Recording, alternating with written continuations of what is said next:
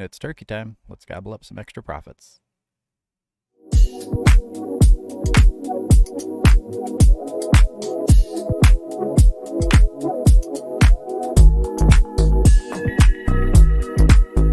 Hey everybody, this is Spooky's Revenge. We're back for another episode of our 5-year, $500 Rags to Riches series. And today I want to talk about something special. It's special dividends. So basically what we're going to do is we're going to take the dividend stuff that we already have, and we're going to take those elements. We're going to take that process, and we're going to speed things up a little bit with special dividends. So let me get my face out of the way.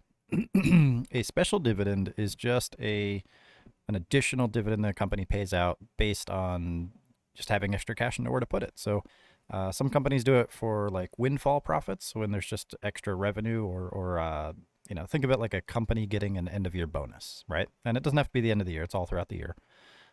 Some companies do it as a result of restructuring and having extra cash. Some do it as just a lack of reinvestment opportunities. So there is potential for the company, for the stock market to negatively receive one, because the older money thinks that's a sign of a lack of growth potential. But in most cases, it's not. It's just extra cash that they're trying to distribute. So we're going to use that to our advantage. All right. So here you can see I have quite a few positions right now. And basically it's just because it's holiday time. I'm not going to be around tomorrow. The market's closed Thursday. Friday, it's a half day in the market.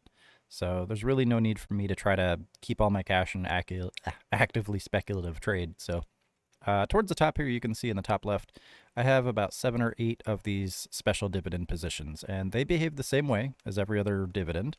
You have to buy it at least one day before the ex-div date, sorry. You need to be a holder of record.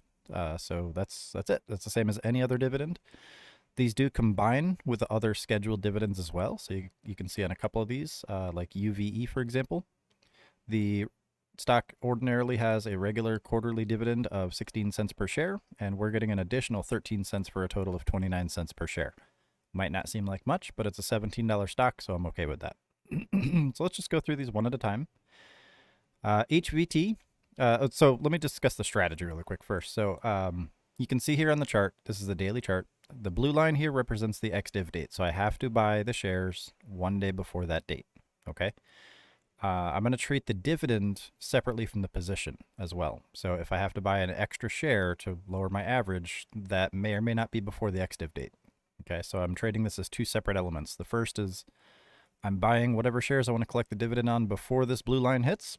And then before and after that, I'm going to manage the position. So if it comes down to here, I might average down, buy another share so that my average cost per share comes down. And then when it comes back up, I can sell at break even or for a profit, like I'm doing on a couple others that I have here. So that's the strategy, but just be cognizant of the fact that only shares that I've bought before this ex-div date are eligible to receive that payout. So that's my primary focus. My secondary focus is recovering the position if it falls down. Okay.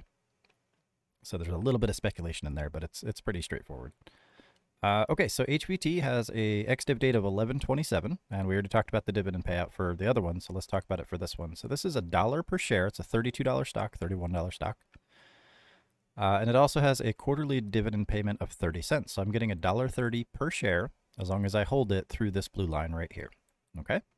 And then, of course, the P&L for the shares themselves also have to be considered. So this white line right here just represents the average price that I've paid minus the dividend payout. So this is the price at which below I would essentially give back the dividend.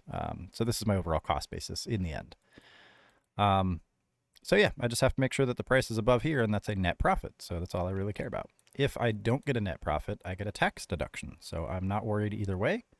But obviously, the preferred outcome here is to get a net profit.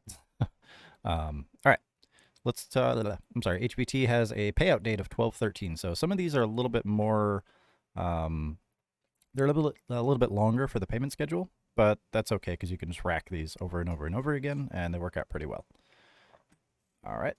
And the price when this one was kind of when it popped up was $28.94 per share. I got in a little bit late, but it's okay because the overall range right here is pretty solid. So not too worried about it. If it does come down, again, I'll just balance that out with speculation, and we'll bring that average down. It's okay. UVE is the next one. It's got an ex-div date of 12/7. Now this has, I'm sorry, a 13-cent per share dividend plus that 16 cents we already talked about. So that's a total of 29 cents per share. I got in at 16.68, and I have the shares before December 7th. So I'm not too worried about it. Now there is some high consolidation here into resistance, and we've got some decent relative volume. It's pretty low volume, but it's a pretty good indication that it's probably going to fill up to here. So I'm not too worried about it. And if you're not interested in the special dividend, you can always just lock those profits early, just like we talked about with the longer term stuff. If I can get the dividend payout sooner and free up that cash, I might as well just do that. But if I want to collect both, I have to hold the shares through the ex-div date. Okay. IIIN. This one's pretty cool. I like this one. So the dividend payout here is $2.50 per share, and it's relatively the same price as the other one. So that's pretty cool, right? This is a pretty wide profit margin here. Now this is a lower float stock. It's less than 20 million shares. A couple of these are pretty low float, but you can see here we're in this range, and we also have a nice potential peak up here in $38 range. So not too worried about this one. I like it. It's got good sporadic volume as well, so these low float stocks tend to pop and drop pretty nicely. If it drops, obviously I can average down. If it goes up, I can just lock the profits. Either way, I have to hold this through December 7th to get that payout. Okay, OCSL. This one I just bought one kind of at the top, right? It's looking like it's turning around a little bit. Not too keen on the special dividend specifically, but it does line up with the quarterly dividend. So the special dividend is 7 cents per share. Ex-div date is 12/14, so I've got plenty of time to build this one down if it does come back down. But more importantly, the quarterly regular scheduled dividend is 55 cents per share. So that is a total of 62 cents per share that I'll receive on this one for every share that I buy before December 14th and hold through that ex-div date. Okay, so that's a pretty good one. We just got to be mindful that it doesn't come all the way down here and then you know, I can't salvage that position, but I can, remember. And again, if it doesn't result in a net profit, I get it as a tax deduction, so I'm not too worried about it.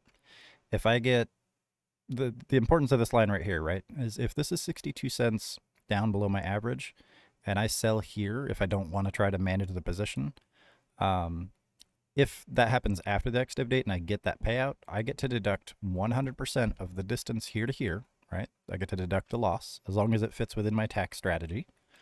But I'm only responsible for 37% roughly for myself of the special dividend payout. So I get a net offset there in my advantage when it comes to tax time. So that's why I'm not too worried about taking smaller losses on these dividend positions, right?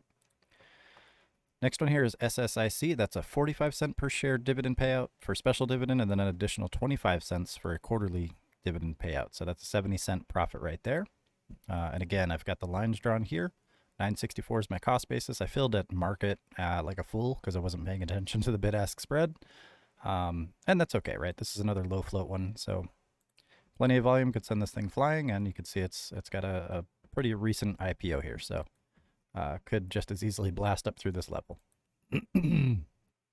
Okay, KIM. This one I actually like a lot. So this one is a pretty moderate float at 620 million shares. But we've got this beautiful little setup here.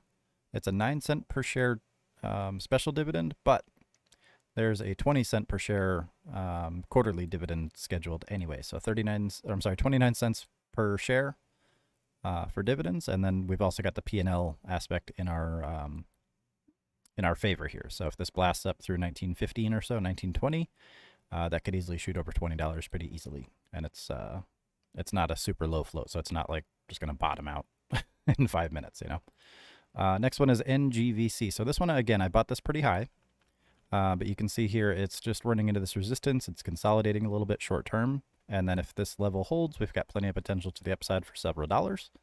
But this one had a relatively short horizon on it, so 1124. Let me see if I can open this. My calendar. Nope. My calendar. There we go.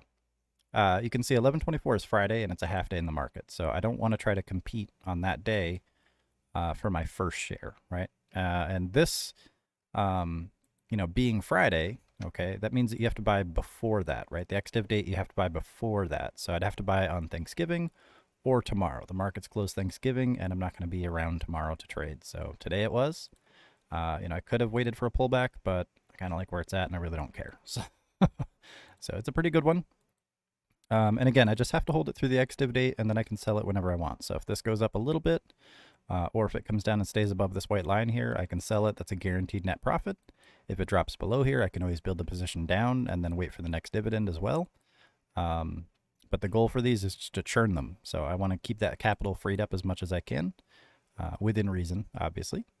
And that's all I'm going to do. So you can see here, CRBG is already past the ex-div date, so I am entitled to the payout, and I will get that tomorrow. And I could sell this at any time. It's above the white line, so that's a guaranteed net profit if I want, but I do see growth potential in this. I'm just waiting to see when it's going to push up over my cost basis and then how far it will go. Depends on how well we consolidate at this level and then blast off it. So I'm kind of excited to see where this one goes. It's also a relatively new IPO. It popped out in September of 2022, so it's got a lot of potential on that one. And then YOU. This one is a little bit of a downtrend at the moment, but it also has plenty of potential, so I'm not too worried about this one for better or for worse. So again, we're seeing a pattern here with these. We get this nice high consolidation after a nice little recovery or an impulse into resistance, and that's all I really want to see. I just want to see nice high consolidation.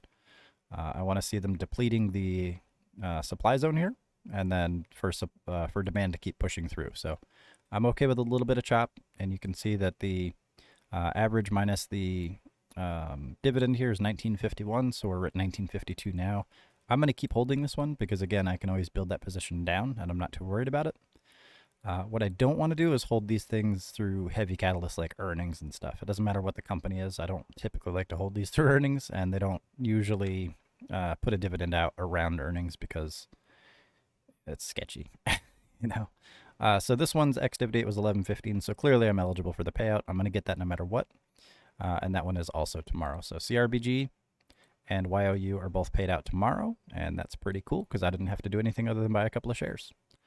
So the rest of these, I just bought one share also just to get them rolling. I didn't want to heavily commit too much because I was diversifying pretty heavily. So I've got quite a few of these at one share a piece, and that also makes sure that I have some cash freed up to manage these positions if needed. So with that said, I'm going to end this episode here. I hope everyone has a good Thanksgiving if I'm not able to do another episode before then. And thank you all for watching.